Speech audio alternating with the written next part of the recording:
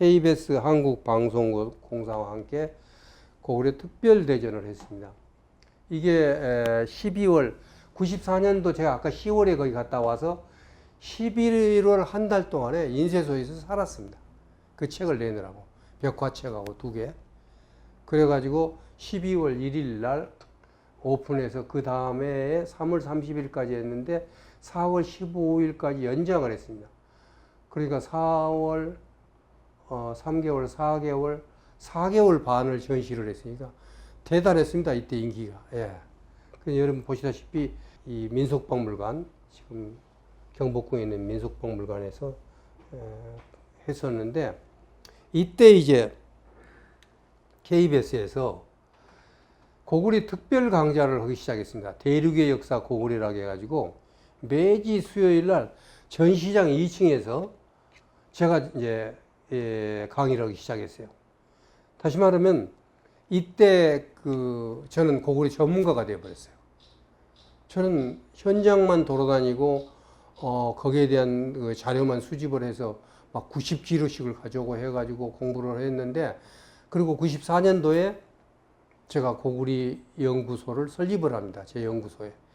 그러한 과정에서 이때 매번 강의를 하는데 아무도 보지 못했던 고구려 산성을 비롯해서 강개토 대왕비부 시작해서, 그때는 강개토 대왕비가 어디 있는지 모르고 안시성이 어디 있는 아는 사람이 없었습니다. 이제 그걸 제가 이제 매일 강의를 하니까 KBS에서 그 자막 방송으로 100번을 나갔는데 매주 전국에서 모여들었습니다. 강의에. 제주도 비행기 타고 온 사람도 있고 해가지고 이 강좌가 굉장히 인기 있는 강좌였는데, 지금 그때 제가 목이 나가버렸었습니다. 천식이 생기고. 왜냐하면 그 강의실이 난방이 안 됐어요. 1월, 2월인데. 추운 데서 근데 전부 와서 들었습니다. 그리고 그때 강의 들었던 사람들이 예를 들어서 대우자동차나 이런데 연수원에서, 그래가지고 이제 연수원 강의가 시작이 됩니다. 그때부터. 그리고 대우자동차에서 100명을 뽑아가지고 또 현장 가기도 하고, 이때부터 이제 제가 드디어 고구려 전문가로서 등장하기 시작을 합니다. 지금 여러분이 이 책을요, 이 책이 얼마나 대단했느냐면, 사진이 한 200~300장밖에 안 들어있습니다만은 이런 사진을 본 적이 우리 학자는 없었고, 그 다음에 중공에서 고구려 고성연구라고 왕면호 선생이 제일 유명한 사람입니다. 고구려의 성에 대해서는 최고 전문가입니다. 그리고 이 선생이 2002년도에 고구려 고성연구라는 책을 냈어요. 중공에서 문물출판사라고 하면 최고의 출판사입니다. 그 출판사에서 책을 내면서 흑백이니까 앞에다가 칼라 사진들을 배치를 했는데, 칼라 사진 12장 가운데 9장이 전부 이 책에서 나온 거예요. 그냥 뺏긴 거예요. 예. 뭐 저한테 묻지도 않았어요. 그냥. 그래서 저도 문물출판사에서 나온 거 그냥 지금 막 씁니다. 예. 시비 걸으면 나는 요거 가지고 시비 걸면 되니까. 그래서 보면 자기가 가서 기념사진 찍는 거, 그 다음에 요거 밑에 있는 거, 그리고 이거 하나가 나한테도 도움이 됐어요. 왜냐면 이게 지금 발굴 사진인데 나한테 없는 거고, 이걸 상당히 덮어버렸을 때 제가 현장을 갔기 때문에 이 사진이 없었어요. 그러니까 저도 도움이 됩니다. 그리고 나머지는 전부가 다 고구려 성에서 이 책에서 뽑아서 그냥 실었다는 겁니다. 그만큼 소위 중공학자도 그러고 한국에서는 이 책이 나올 때까지만 해도 이런 그림들을 볼 수가 없었다는 겁니다. 네. 뿐만 아니라 평양에서 발행된 우표에서도 지금 이거 아까 말씀드렸죠? 제 책에서 나온 겁니다. 그 다음에 이 우표의 배경이 되는 거, 이거 오녀산성, 이건 성산산성입니다. 이거 오녀산성. 그 다음에 이 우표 전체, 달랑 전체가 아까 성산산성 나와서 그겁니다. 다시 말하면 고구려가 굉장한 나라였고, 성을 많이 쌓고, 성을 잘 쌓고, 수상국을 무찌르고 했는데 도대체 뭐 했는지, 그리고 성이 어디가 어떻게 있는지, 성이 어떻게 생겼는지 다 몰랐었는데 그 책이 하나 나옴으로 인해서 많은 사람들이 이렇게 됐고, 우리나라도 마찬가지입니다. 고구리 전공한 사람들은 안 본 사람 없었을 거예요. 그 뒤로 또 제가 안내를 해서 현장을 전문가들을 데리고 많이 다녔습니다. 그래서 이 성이 고구리 성이라는 책 한 권이 준 반응이 대단했었다. 그리고 제가 6월 24일 날 연구단체를 설립을 해가지고 제 연구실에다 두었다가 12월에 그 전시회를 하면서 종로로 사무실을 옮깁니다. 그리고 95년도 12월에는 사단법인으로 등록해서 학술단체로서는 처음으로 사단법인을 갖추게 됩니다. 그때 이사장을 제가 문공분과위원이었던 의원을 모셨었습니다. 그리고 이제 특별히 많이 도와주신 분들이 외교분과위원장을 했던 김현우 의원 같은 분들, 굉장히 많이 도와주셨던 분들입니다. 그래서 이제 1995년도에 그동안 중공에서 모은 자료를 정리해서 본격적으로 공부를 하기 시작합니다. 그래서 길림시를 중심으로 한 성들을 종합해서 논문 2편을 씁니다. 송화강 유역의 고구려 산성 연구, 길림 동동산 주위의 고구려 유적 유물에 관한 연구. 그러니까 이때부터는 그동안에 연구하고 자료한 것을 갖다가 실질적으로 연구 성과를 내기 시작했다는 겁니다. 그리고 1996년에 고구려 연구회는 처음으로 국제학술대회 1차는, 여기가 2차인데 1차는 그 장수왕 후손들 모셔다가 했던 게 1차입니다. 그런데 이제 그건 뭐 굉장히 크지는 못했고, 본격적으로 제대로 된 국제학술대회를 여는 것은 96년부터입니다. 그리고 97년도에는 국제학술대회를 일본에 가서 엽니다. 일본에 가가지고 북한 학자들도 초청하고, 일본에 있는 조선대학 교수들도 참여하고, 일본 학자, 한국 학자, 그 다음에 이 모두 중공에서도 왔습니다. 와가지고 학술대회를 열고, 그 다음에 이제 98년도에는 발해 건국 1300주년이었어요, 여기가. 그러니까 다시 말하면 우리가 발해의 역사가 우리 역사냐 아니냐 하는 문제를 논의하기 전에 발해가 언제 건국했고 발해라는 것이 지금 몇 년이 되고 이런 개념이 우리나라에 없었어요. 근데 제가 국제적으로 보니까, 특히 일본 학자들 통해서 들으니까 러시아에서 발해 1300주년 기념식을 크게 한다는 거예요. 그래가지고 제가 발해 1300주년이라는 그 타이틀로 해가지고 국제학술대회를 엽니다. 그때 결과가 나온 책이 바로 이겁니다. 그리고 학술대회 장면입니다. 그리고 이제 1998년도에 제가 고구려 역사 유적 답사라는 책을 냅니다. 이때 이 책은 제가 지금까지 지은 책 중에 가장 잘 팔렸던 책입니다. 9판까지 나왔으니까 거의 10,000권 정도 됐었던 건데, 그때 이제 고구려를 찾아가는 붐이 일어나기 시작해요. 그래서 찾아가는 사람도, 그걸 안내하는 조선족들도 모두가 다 무슨 책을 보고 설명을 하냐면 이 책을 보고 설명해요. 그래서 이때만 하더라도, 2005년도만 하더라도 제가 답사를 간다 그러면 이 책들을 들고 사인 받으려는 사람들이 참 많았었어요. 근데 여기에 제가 이미 다른 사람들은 알게 고구려라고 썼지만 고구리로 읽어야 된다는 걸 이때부터 제가 퍼뜨리기 시작합니다. 저는 처음부터 고구리란 말을 썼습니다만 일반화 시키기가 어려웠는데, 이때 이제 옥편에 이렇게 고구리는 고리나라, 고리라고 했지 고려라고 하지 않았다. 이 고리는 동국 고리나라, 위지이기 때문에 이것은 왕건의 고려일 수가 없습니다. 위지에. 그래서 이런 문제들을 나라 이름 해가지고 냈고, 상당히 색깔이 있는 책이 있습니다. 그리고 현장을 직접 사진을 찍어갖고 넣었기 때문에 굉장히 반응이 좋았습니다. 지금 제가 제 강의를 듣고 저한테 메일을 쓰신 분들은 대부분 이 책을 그냥 이북으로 만들어 가지고 무료로 보내드립니다.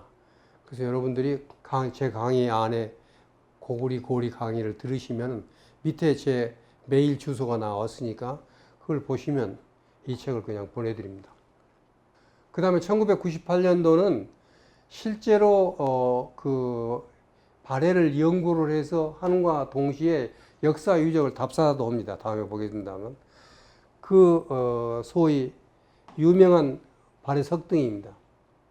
그리고 이것은 발해 역사와 유적 전시를 종로 서적에서 했는데 그때 표지인데 제가 이 제목을 발해의 미소라고 했습니다.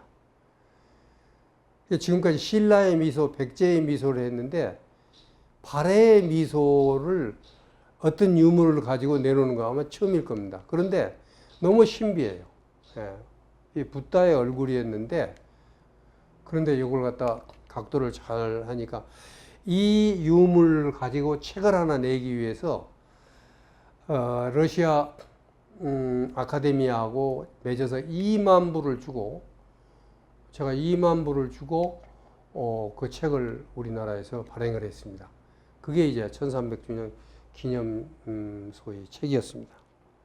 그 다음에 이제 고구리 발해 유적지 학술 탐사가 처음으로 시작이 됩니다. 이게 이제 상경성입니다. 발해의 상경성. 그래서 발해라든가 부여라든가 또는 요소지방의 화가점 하층이라든가 많이 있습니다만은 지금 다 얘기할 수가 없기 때문에 어느 정도 한도 선에서 말씀을 드리도록 하겠습니다. 자, 그 다음에 이제 1999년에 드디어 고구리 산성을 가지고 국제학술대회를 합니다. 고구리 산성과 방어체계라고 그래가지고 국제학술대회를 열고 그 결과를 가지고 고구리 산성 연구라는 책이 나옵니다. 그리고 이제 이때 영어 문제를 제가 학술 논문으로 2007년에 고구리와 고려의 소리값에 관한 연구를 학술적으로 발표를 합니다. 나중에 보겠습니다만은 고구려의 본디 이름은 고구리라는 책이 나중에 책으로 나오면서부터 지금은 이제 상당히 많은 분들이 고구려는 고구리로 읽어야 된다. 또는 나중에 보겠습니다만 고구리는 마지막에는 고리로 이름을 바꿨다. 이런 것들이 이제 상당히 많이 일반화되기 시작을 하고 있습니다. 자, 그 다음에 이제 98년도인데 그렇게 거의 한 달 동안을 고구리 고리 전체 산성을 다녀왔는데 98년도에 신문 기사가 나왔어요. 그런데 바로 연락이 온 겁니다. 심양에서. 심양에 아신 분인데 이 심양 신문에 났는데 고구리 석이 하나 심양 옆에 발굴이 돼가지고 지금 전시를 하고 막 사람들이 찾아가고 난리다.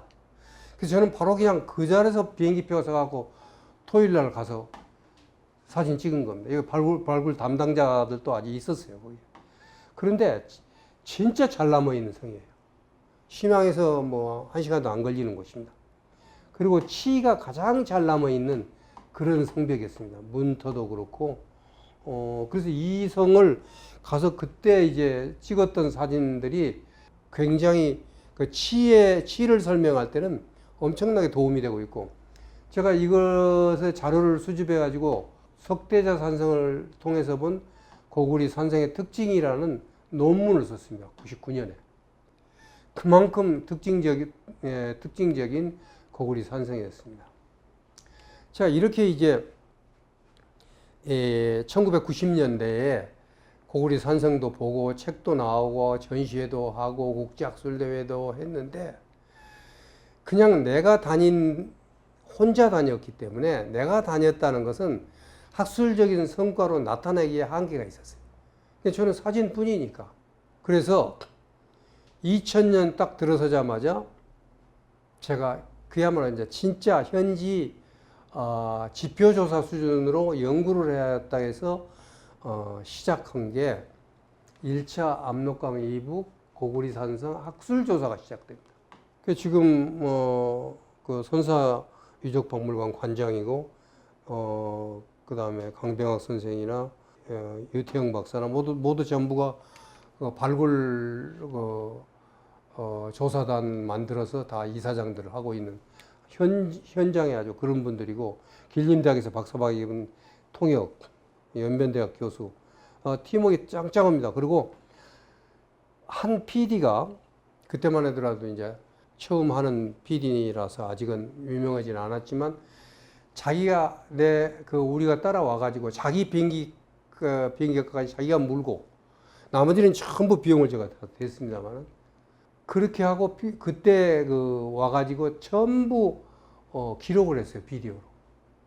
그게 저로서는 내가 찍었던 것에 비해서 너무 잘 남아 있어가지고 앞으로 활용도가 굉장히 높으리라고 그렇게 생각을 합니다. 자, 이때는 제가 정말 많은 성과가 있는데 간단하게 보고 넘어가겠습니다. 첫째, 배감성. 성 전체 평면도를 만들었고, 북벽 치성 배치도를 갖다 그려냈고, 아성 평면도를 만들어냈고.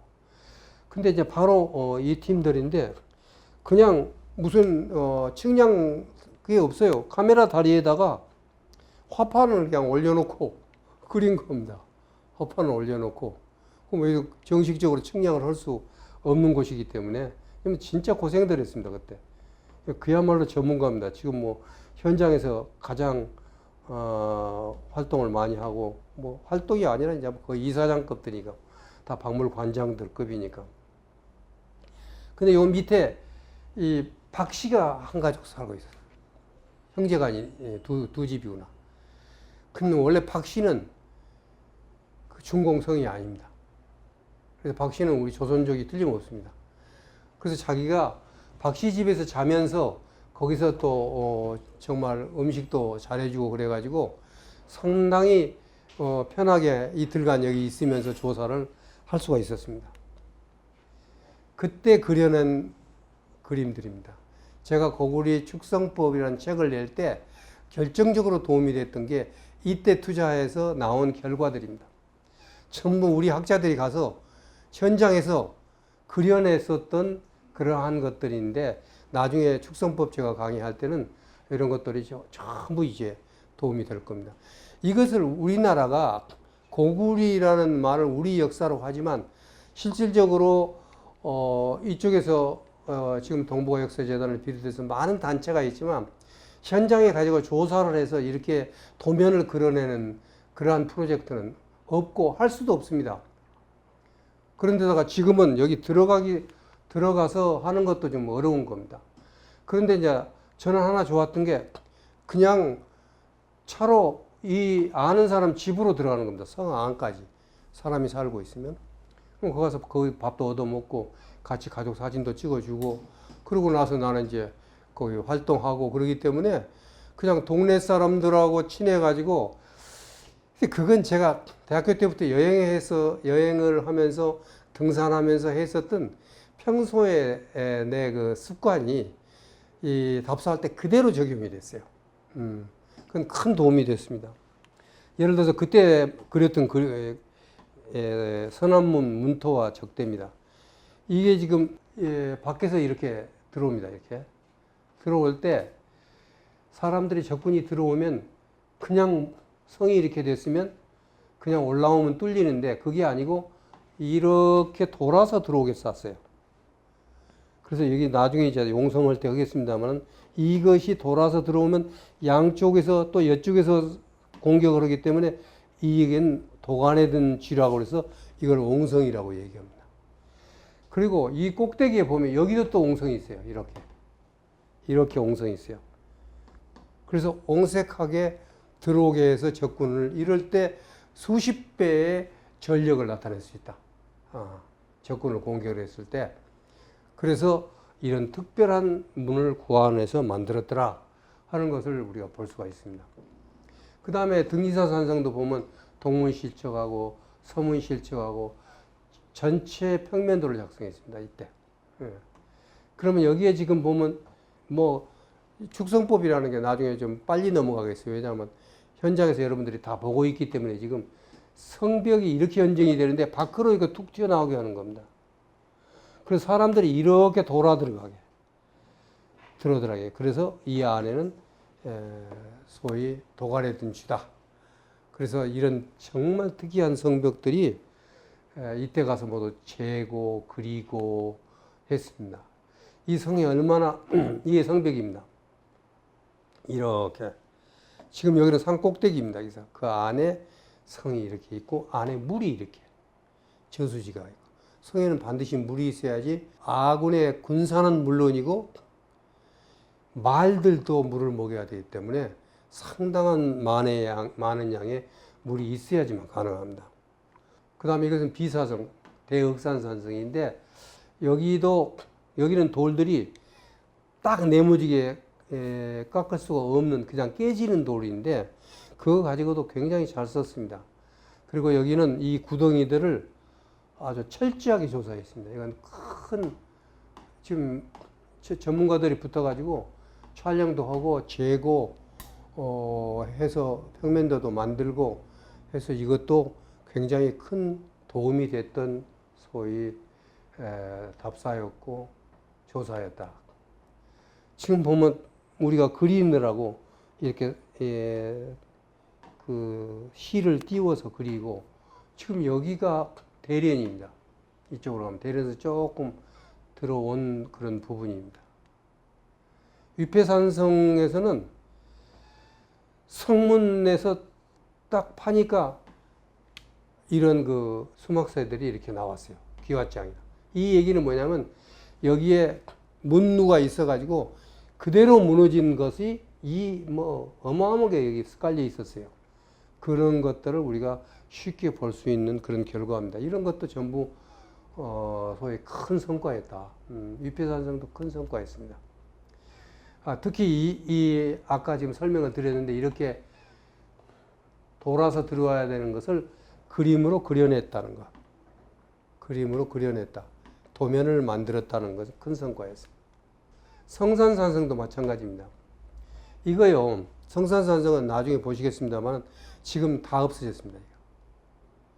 우리가 2000년도에 지금 보시다시피 여기 가가지고 이거 문입니다.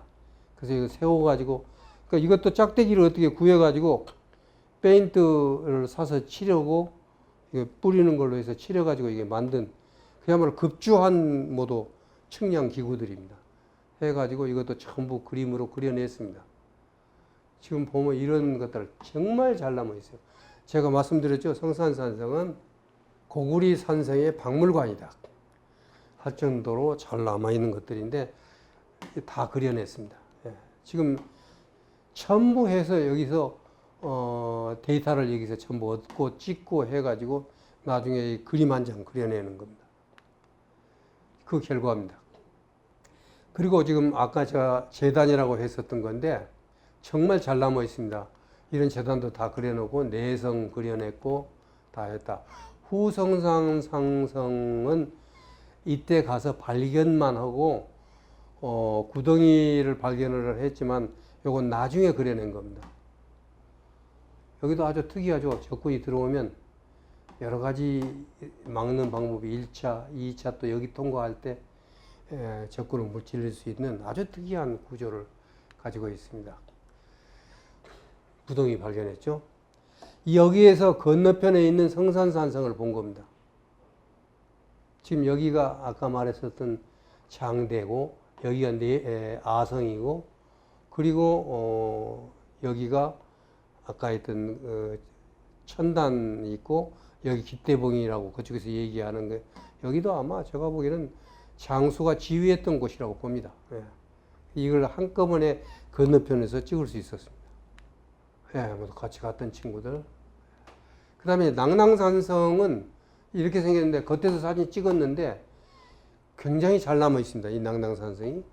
근데 이 낭낭산성은 뭐 결국은 공안이 바로 그러니까 제가 혼자 다닐 때만 하더라도 그냥 안내도 해주고 했는데 지금은 절대 안내 안 해줍니다. 안내 안 해줄 뿐만 아니라 지금 핸드폰이 있어서 바로 신고합니다. 신고하면 몇 분 안에 여기는 문물공안이라는 게 있습니다. 유정만 그거 하는 경찰이 있다는 겁니다. 그래서 바로 합니다. 공안 바로. 그래서 조사를 못했습니다. 낭낭산성은. 그 다음에 이제 호산산성이 고구리 박작성인데 거기 가서 보니까 현장을 다 메워버려가지고 조사할 수가 없었습니다. 근데 여기서 지금 우리가 조사를 하면서 보는데 이게 압록강입니다. 그리고 여기가 의주입니다. 예, 북한의 의주입니다. 그리고 이게 어적도라는 섬입니다. 이건 북한입니다. 다시 말하면 압록강의 줄기가 여기 있지만 여기에 물줄기가 조그만 게 있죠. 여기가 중공 땅이고 이건 다 조선 땅입니다. 이쪽이 다. 근데 이제 우리가 여기서 막 조사를 한 거예요. 조사를 했을 때 바로 그 변방군들이 와가지고 잡혀갔죠. 또. 그러니까 거기서 쫓겨나고 잡혀가고 뭐 정신없었습니다. 예. 저는 많이 잡혀봤지만 처음 간 그 대원들은 진짜 쫄아가지고 굉장히 그 고생 많이 했어요. 예. 그러니까 여기까지 우리가 막 가서 했으니까 국경까지 뭐 철조망도 없었어요 그때는. 예. 국경을 막 돌아다니고 보니까 그 변방군한테 신고가 들어가니까 바로 잡혀갔죠. 지금 여기 보시면은 여기가 이제 여기는 전부 여기 보이죠? 이게 뭐 내가 잊어버렸는데 그 의주에 있는 꼭대기에 있는 하여튼 그 건물입니다. 이게. 여기서 내려다보는 압록강을 내려다보면서 시 짓고 뭐 했던 그런 곳입니다. 예. 그리고 여기가 지금 어적도 뭐도 농사들 짓고 있는. 그리고 여기까지 가서 우리가 돌아다니고 있었으니까 우리가 생각해요. 그때는 저도 여기가 국경이 이런지 몰랐어요. 그냥 고구리 성이 있으니까 가서 조사를 한 것이 뿐이었는데 그래가지고 필름 다 뺏기고 필름이 또 슬라이드이기 때문에 이 필름이 건너편을 찍었는지 안 찍었는지를 봐야 되니까 그 비용으로 또 현상비 다 주고 공안한테 그리고 풀려났어요. 예. 벌금 물고. 예. 근데 다행히 공안이 올 때 저는 필름을 바꿨습니다. 예. 안 찍은 놈, 그 걔들은 현상해보면 아무것도 없었죠. 예. 근데 이런 것들은 다 그때 찍었던 것들이 남아있는 것들입니다. 심지어 북한 농부들이 농사를 짓고 있는 겁니다.